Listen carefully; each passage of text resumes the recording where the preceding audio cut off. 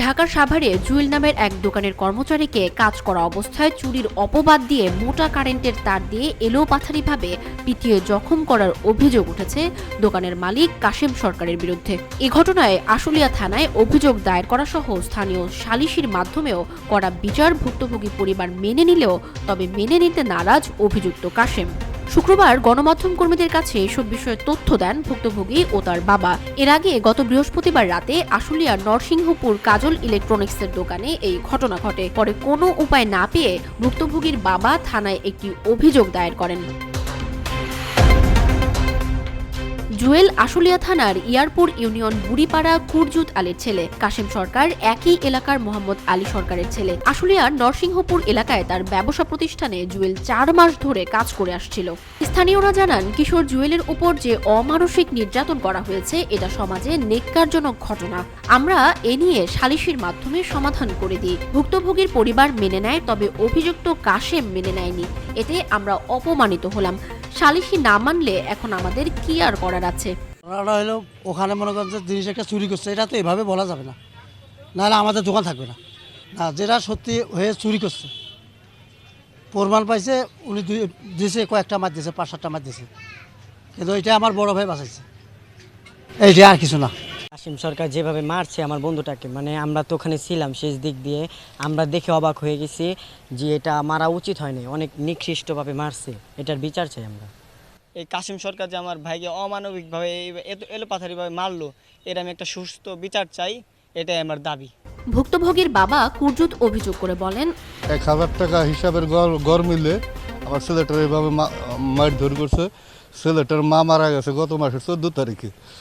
কাশেম সরকার আমার এই এতিম ছেলেটা এরকম মারধর করছে। আমি থানায় অভিযোগ করছি। থানায় অভিযোগ করার পরে কারেদা ফোন করাইছে, কুলচার বেড়দা নাকি ফোন করাইছে। থানার থেকে কোনো লোক আসে নাই, আমি কোনো বিচার পাই নাই। গ্রামে বিচার চাইছি, তাও কোনো বিচার পাই নাই। এটার সুস্থ বিচার চাই। ধাক্কা দিছে, আমি পড়ে গেছি, পড়ে দেওয়ার পর আমার লাত্তি দিছে। লাত্তি দেওয়ার পরে আবার আমার গলায় চাপদা ধরছে। চাপদা কয় যে আজকে তোর মাইরে এলাম, আমার তোর আজকে মাইরে এলাম, যে টাকা না বের করো। আমি বলছি যে আমার কাছে টাকা নাই, কারণ আমার টাকা আছে, ওইটা আমি দেওয়া দিতেছি, আমার সমস্যা নেই। কয় কি না, ওইটা তুই যে তোর পকেটে যে টাকাটা আছে ওইটাই আমার, টাকা দে, তুই চুরি করছিস ওইটা। মানে আমি দেখে আমার চুরির অপবাদ দিছে। পরে আমি বললাম যে এই টাকাটা আমি দিব, আমি মোবাইল ঠিক করবো কি দিয়া। পরে ওই টাকাটা আমি আবার বললাম যে আমি দেখি, আমি কইতে রাখছি, আমি একটু খুঁজে দেখি।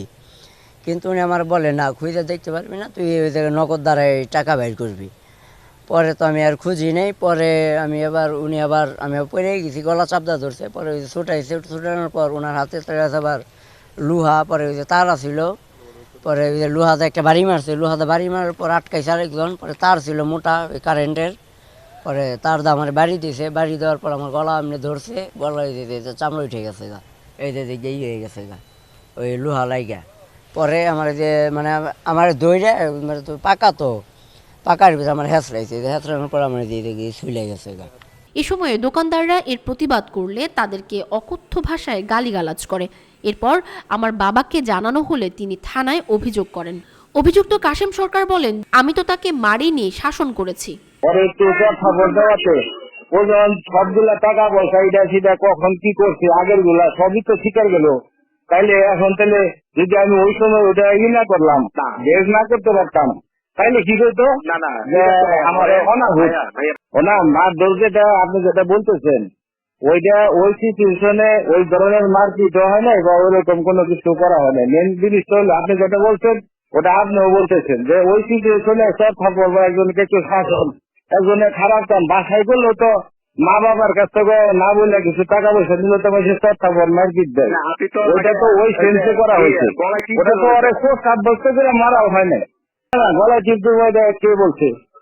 এটা কি কোনো কথা? গলায় টিপ দিছি না, ছবি আছে ভাই, মানে আমি মানে এখনো তার চিহ্ন আছে, ফুটেজ একদম একদম। ভাই ওগুলা হইলো নিজে সামলাইছে, নিজে বেলের টাকা আসছে দিয়া করবো, আপনি ভালো করে খবর নেন। এ বিষয়ে আশুলিয়া থানার উপপরিদর্শক রাসেল বলেন, আমি থানায় ৮ তারিখে যোগদান করেছি। কিশোর জুয়েল নির্যাতনের বিষয়ে অভিযোগ হলেও আমি অবগত নই। অভিযোগ দিচ্ছে কিনা ওটা তো তুমি যোগাযোগ করবে না, আমি তো ইনশাল্লাহ কালকে যাবো। ওনাকে একটু বললেন, আমি তো ওনার দোকানটা চিনবো না, ওনাকে একটু ঘটনা শুনেছি আমি, পুলিশের ব্যবস্থা নিবো। হ্যাঁ।